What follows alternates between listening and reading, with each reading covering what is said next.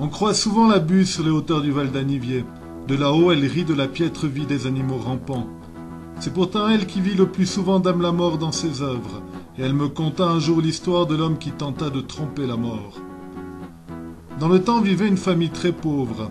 Le père, homme consciencieux, cherchait avec avidité le secret de la fortune. Contre ses désirs, il était constamment affligé par de grands malheurs. Très pieux, il croyait en la justice divine et aux traditions observées par les hommes. Un jour, une de ses 2 vaches mourut, et il déclara, en désespoir de cause, que Dieu n'était pas juste. Il se mit donc en marche pour trouver quelqu'un qui fût juste. Il marcha longtemps et parcourut bien des pays. Un jour, il rencontra un individu étrange qui lui demanda « Qui es-tu? Où vas-tu » ?« Je vais à la recherche de quelqu'un qui fût juste. »« Mais je suis le bon Dieu, » lui répondit le curieux personnage. « Eh bien, je ne veux plus de vous. Les riches sont heureux et privilégiés, et nous devons périr dans la misère. » Et l'homme continua son chemin à la recherche de quelqu'un qui fût plus juste que Dieu. Des années plus tard, il rencontra un autre individu bizarre qui lui demanda ce qu'il cherchait. À son allure étrange, il reconnut sa majesté satanique en personne. Bravement, il lui dit « Je cherche quelqu'un qui fût plus juste que Dieu, mais toi, je t'ai reconnu. J'ai entendu parler de ton enfer où brûlent ensemble le voleur d'œufs et le voleur de bœuf. Ta justice ne m'intéresse pas. » Et il continua son chemin. Il se retrouva finalement face à la mort qui lui demanda « Tu es bien jeune encore pour me rencontrer.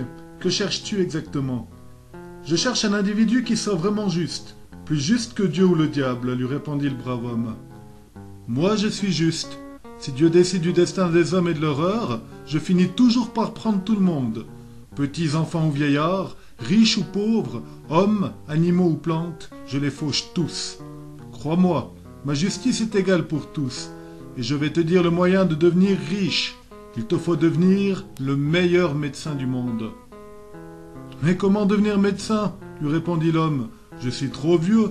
De plus, je n'ai pas d'argent pour me payer des études.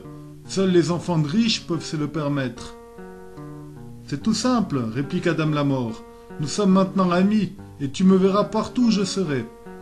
Au chevet d'un malade, si tu me vois assis au pied du lit, c'est qu'il s'en sortira, et tu donneras ton diagnostic de guérison. Si par contre je suis assise à son oreiller, ses heures sont comptées, et je le prendrai à coup sûr. Ainsi tes prévisions se réaliseront toujours. » L'homme devint rapidement un médecin très célèbre, et sa renommée franchit l'école de nos montagnes. Elle parvint jusqu'aux oreilles d'un grand roi de la plaine, dont la fille était très malade. Il vivait dans une grande forteresse. Il fit appeler l'homme devenu médecin qui vint aussitôt trouver la fille de ce roi. On lui raconta en chemin que le roi était très cruel et que plusieurs médecins avaient déjà péri en son château.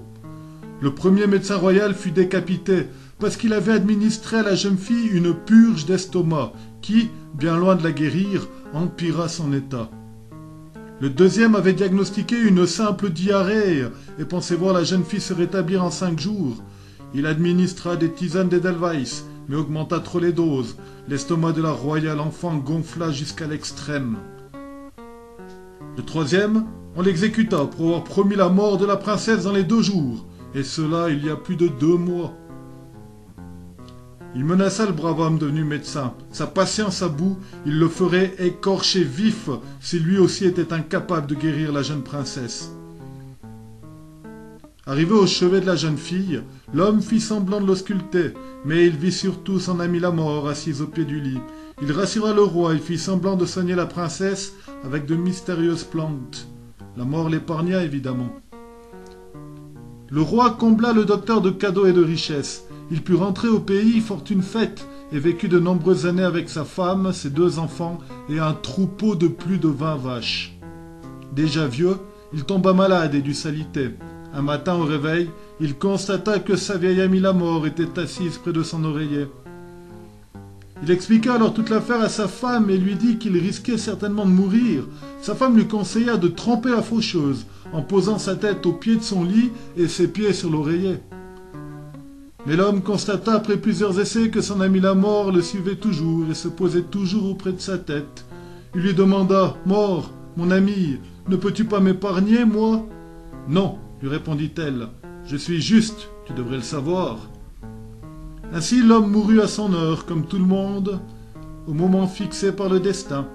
Arrivé chez Saint-Pierre, on lui reprocha de s'être racoquiné avec la mort, mais comme il n'avait pas trop abusé de son pouvoir, il fut admis au paradis. Un casse-noix cria « Tout ça c'est des conneries !» Et ce ne sont bel et bien que des contes. Vous pouvez constater que même les plus tristes histoires sont belles au pays merveilleux des légendes valaisannes.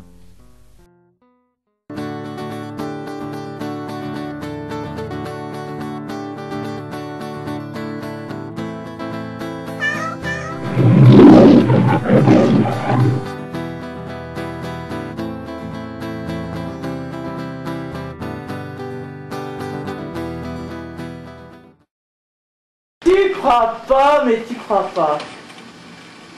Ah génial, faut que je fasse des photos. Ouais.